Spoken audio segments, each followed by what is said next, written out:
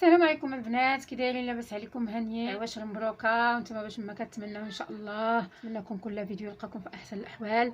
اليوم ان شاء الله بغيت نشارك معكم واحد الشباكيه اللي كتجي روعه، كتجي غزاله وسهله، ما فيهاش شي حاجه كثيره، وفي نفس الوقت كتجي زوينه وكتجي راقيه. هاد الشباكيه ديالي اللي غادي ندير فيها، عندي فيها زلافه مخلطه، عندي زلافه مخلطه ديال اللوز، ما كنحمرو ما حتى شي حاجه، خضر بقشورو. زلافه ديال اللوز معاه شويه ديال الزجلان، نص لوز ونص زجلان. زلافه عامره على هذا الشكل اللي كنقبطها ونخويها في الطحين. طبعا راه عندي مغربل في القصعه.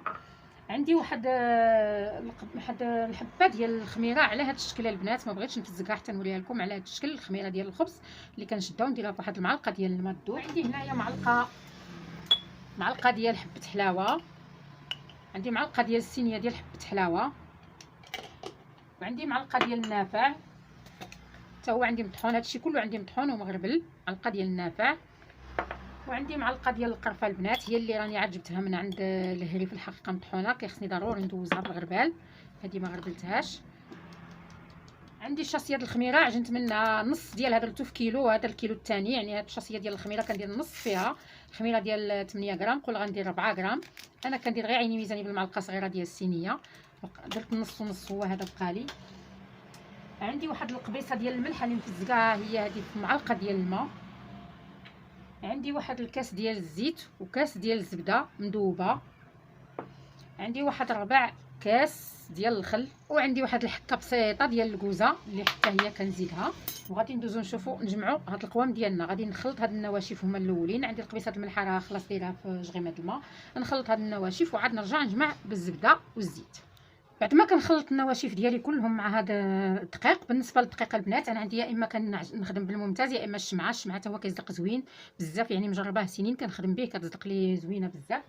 بالنسبه لدابا منين خلطت النواشف، غادي ناخذ الكيسان. عندي جوج كيسان ديال العنبه بحال واحد بالزيت وواحد بالزبده، وغادي نبسبس هاد الطحين ديالي مزيان بحال الحرشه. غادي نبسبسو مزيان بهاد الزبده والزيت، وعاد نرجع نجمعو بالزهر وبشويه ديال الزهر والماء والخل وداك الشيء الاخر.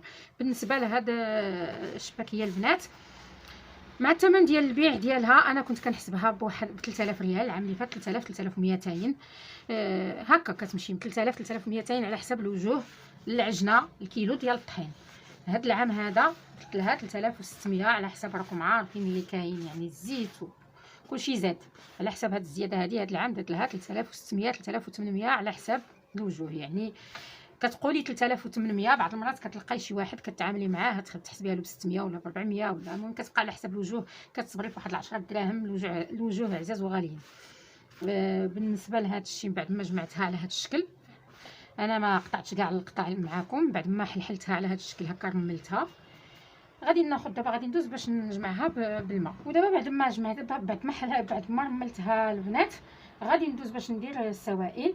اللي عندي هنايا الكاس اللي عندي فيه شويه ديال، كندير فيه شويه ديال الزعفران، وكندير الخرقوم، كنحاول نكثر من الخرقوم انا في الشباكيه ديالي. المهم بالنسبه للزعفران شعره كيكون كنديرو، ملي ما كيكونش بعض المرات ما كيتواجدش عندي ولا شي حاجه، راه ممكن نستغنى عليه، ماشي بالضروره. كنكب هذا الكاس ديالي اللي عندي هنا فيه الزعفران، وغادي نكب هذا الكاس اللي فيه 4 كاس ديال الخل، وهنا عندي 4 كاس ديال الزهر، ما زهر، عندي ما زهر ممتاز، وهنا عندي ديك الخميره اللي فزقتها في ميها، وهنا قبيصه الملحه حتى هي مفزقه في معلقه الزهر. وغادي ندوز نجمع الشباكيه ديالي على هذا الشكل. ما نحاولش ندير لها الماء دقه واحده باش ما تجينيش جاريه، والشباكيه الا كانت جاريه راه كتجي قاصحه شي شويه ملي كتقلى. غادي نحاول ندير الماء شويه بشويه وانا كنجمع العجينه حتى نشوف القوام اللي انا باغيه. انا جمعت الشباكيه ديالي، كنخلي العجينه قاصحه شويه باش كنتحكم فيها، باش ما تجينيش جاريه ونبقى واحده فيها، على حسب القوام يكون هو هذاك. الا جبتها قاصحه شي شويش باش ما تعذبنيش فاش نكون كنطلقها، ممكن نزيدها ميها عادي، ما تخافوش منها، راه ما كيوقع لها حتى شي حاجه. كنعجنها بهذه الطريقه هذه سنين، وكتجيني زوينه، كتجي غزاله وكتجي فتيه، كتجي معلكه. بعد ما دخلت فيها ديك الماء اللي زدتها، غادي نبقى نعطيها شي شويه ديال العلك، ضروري نعلكها مزيان. بعد ما علكتها شي شويه، والمهم خدمتها مزيان. بالنسبه لهاد الشباكيه، مني ساليتها انا درتها في بلاستيكه، وغادي ندخلها للثلاجه، نخليها غير تحت ترتاح لي شي شويه على ما نجمع هذا الشيء. وغادي ندوزو باش نشبكوها ونشوفوا الطريقه ان شاء الله ديال الخدمه ديال هاد الشباكيه هذه، كتجينا رائعه، كتجي غزاله البنات. نشوفوا مع ثمن البيع ديالها بالنسبه للكيلو د العبار وبالنسبه للعجنه، كل حاجه بشحال كتمشي. وغير تبعوا الفيديو حتى الاخر، راه فيه بزاف ديال النصائح، وان شاء الله غادي تصدق لكم من اول مره، وبالتوفيق للجميع. ودابا غادي ندوزو نشوفوا نطلقوا العجينه ديالنا بعد ما ارتاحت واحد الساعه. هاد المكانه تقريبا انا كنت في جمعت داكشي اللي خاصني نجمع في الكوزينه. ودابا وليت غادي نطلق العجينه ديالي اللي غنقسمها هكا على قطع صغار، وغادي ناخذ كل قطعه غادي نطلقها. واخا نديرو شي شويه ديال الطحين ماشي مشكل، راه بالعكس هو اللي كيخليها تجي مجعبه ومورقه، كتجي زوينه. غادي نطلق العجينه ديالي على هذا الشكل.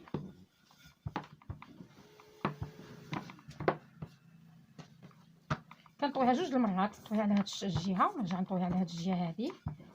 بالنسبه للعجينه راه ماشي قاصحه كاع حجره، ولكن ماشي ما جارياش، ما خصهاش تكون جاريه. غنمشي معاها كلها على هاد الشكل هكا.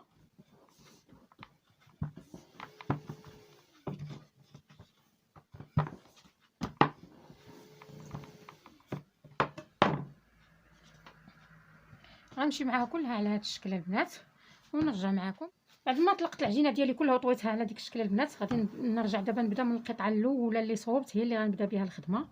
وهادو غادي ناخذهم، غادي ناخذ البلاستيكه اللي كانت عندي فيها العجينه، وغادي نردهم نجمعهم في البلاستيكه ونديرهم في الثلاجه، ونبدا نجبد غير اللي كنخدم، ما كنحطهاش قدامي، كنجبد نحط قدامي اللي غنخدم به. وهادو غادي نديرهم في الثلاجه، حيت دايره فيها ديك شويه ديال الخميره، ولكن ديك الخميره راه كتجيبها معلكه زوينه، ما كتجيبهاش مرمله. داكشي علاش كيعجبني ندير ديك الحبات الخميره. دابا غادي ناخذ هاد القطعه الاولى، غادي نقطعها على 3 ديال القطع على هاد الشكل. اللي عنده الوراقه ممكن يدوزها في الوراقه، كتعاون شي شويه، واللي ما عندوش الوراقه غادي يطلقها غير بالدلاب. دابا غادي نطلق هادي غير نطلقها شي شويه باش تمشي لي في الوراقه، حيت انا كندوزها في الرقم الاخر كاع. انا دابا غادي كندوزها في الرقم التالي كاع 2 مرات. هنا ندوزها في الرقم التالي، وغادي نولي نعاودها المره التاليه. صافي كتطلق لي، كتعاونني شي شويه، الجهد ما كاينش باش تبقى تطلق بالدلاب، وهي شويه كتعذب بالدلاب. نفس الطريقه غادي نمشي مع هاد العجينه ديالي، غير كنسهلها شي شويه باش تدوز لي دغيا.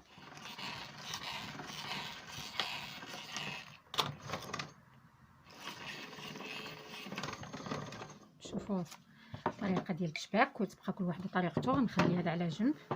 طبعا غنزيدو نرقوها شي شويه بالدلاب، حيت هي كل ما كانت رقيقه كل ما كانت تجي مجعبه وزوينه، ما خصهاش تكون غليظه. غادي ناخذ هاد القطعه اللي عنده هاد القطعه هادي، راه كتسهل الخدمه ديال الشباكيه، واللي ما عندوش هاد القطعه كيستعمل الجراره. انا غادي نستعملهم بجوج، نخدم بهادي وبهادي باش كل واحد كيخدم داكشي اللي عنده. بسم الله. هاد القطعه في الحقيقه كتعطي قياس واحد، كتسهل عليك الخدمه، كتجي على هاد الشكل، كتجي ساهله، ما تبقاش عاد كخصك القياس وتاخذ يجيك نفس القياس. بالنسبه دابا انا قطعت معكم بهاد القطعه هذه اللي في الحقيقه كتعاون بزاف في الشباكيه. دابا هنا غادي نقطعو بالناعوره بهاد الجوانب، حتى هي طريقه زوينه.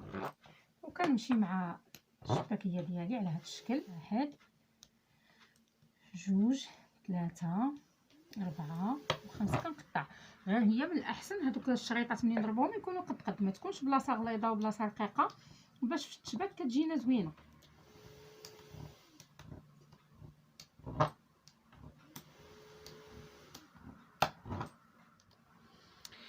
كنحلوا هاد الشباكيه ديالنا هكا، غنشدو وحده هكا، نطلقوا وحده لتحت والاخرى عاوتاني حتى هي نطلقوها، يعني كنقبطوا في يدينا 3 وكنخليو 2. كنلاقيو وحده مع وحده على هاد الشكل، كندوزو اللور، كنلاقيو هاد الكرينات اللي اللور على هاد الشكل هكا.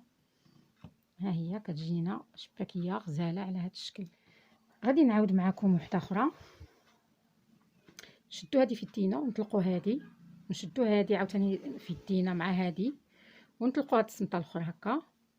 كيبقاو لنا هنا 3 وهنا هاد 2 كنشدوهم ونلاقيوهم على هاد الشكل، وكنلاقيو هاد الكرينات من اللور. ونقبطوها نديروها على هذا الشكل هكا. هذه الا شلنا هاد العجينه هنا كاينه نقصوا منها باش تجينا الشباكيه ديالنا زويونه وحليلوه وصغيره. ودابا بعد ما ساليت الشباكيه ديالي على هذا الشكل عمرت هذا البلاطو هذا. طبعا راني ملي كنبغي نحط في البلاطو كنفرق بميكا ما بين الطبقه والطبقه باش ما تلصقليش. ودابا غادي ندوزو ان شاء الله باش نقليوها. بالنسبه للقليانه البنات كنديروا حبه هي الاولى. ملي كنشوفوا الزيت سخن كنديروا حبه هي الاولى كنشوفوها كيفاش غادي دير. ملي كنلقاو الزيت راه ديالنا هو هذاك عاد كنوليو نلوحو الشباكيه ديالنا في المقله. انا بالنسبه لي عندي هاد الكاسرونه ثقيله غير ديال القليان، نخليها غير القليان ديال هاد بريوات وشباكيه وداكشي بهاد الطريقه هذه. كنخليها ما كنقيش فيها بعد ما كنديرها في الكاسرونه، غير نهز الكاسرونه شي شويه هكا ما كنقيش فيها حتى كنحس بها جدت راسها. عاد كنبقى نشوف اللون ديال الشباكيه ديالي. كنبقى مقابله الشباكيه ديالي واقفه قدامها، طبعا ما كنخليهاش باش ما تحرقليش. دابا راه كيبان لكم واحد الكل راه غير من التليفون كيبان لكم بحال محمره الشباكيه. لا راه ما محمراش، ها نتوما البنات راه ما محمراش، غير الكولور ديال التليفون عندي فيه هذا المشكل هذا. كنديروا الزيت حتى كنشوفوه واش سخن وكنديروا نحطوا الشباكيه ديالنا. ودابا البنات بعد ما كنشوف الشباكيه ديالي خدات اللوين ديالها، الشباكيه مازال يلاه خدات اللوين ديالها مذهب. ها نتوما على هذا الشكل يعني مازال ماشي محروقه. هنا في التليفون كتبان لك اللوين بحال محمر الا ما محمرش البنات. ها نتوما ها بعد ما خدات لي هذا اللوين هذا غادي نشدها وغادي نديرها في الطنجره اللي كنطفي فيها العسل. كديك المقله الاولى كنردها الجنيب بحال هكا حيت ديجا انا كنقلي، وندير عاوتاني هذه بحال دابا كنرد هذيك الجنيب نخليها تشرب العسل وندير هذه في البليصه اللي خاويه ونغطسها مزيان هكذا في العسل ونخليها تشرب العسل. بالنسبه عندي شبكه قدامي هي هذه هي كنحط فيها شبيكه قدامي كنحط فيها دايرها في واحد الكاسرونه وكنحط فيها الشباكيه ديالي باش تستقطر شي شويه من العسل وعاد نحطها في الغطار ولا في الطاسه ولا في داكشي اللي غادي نحطها فيه من بعد عاد نستفها. بالنسبه للشباكيه البنات كتجيني على هذا الشكل هكذا، كتجي غزاله تبارك الله وكتجي معلكه. وهذا هو الشكل النهائي الشباكيه ديالنا البنات، غزاله تبارك الله كتجي. كنتمنى باش تعجبكم. هاد الكوموند اللي كانت عندي فيها 3 العجنات الشباكيه، 2 عجنات ديال العقده ديال واحد العائله على برها، داكشي علاش خدموها على بكري. بغيت نشاركها معكم، كنتمنى باش تكونوا استفدتوا منها البنات.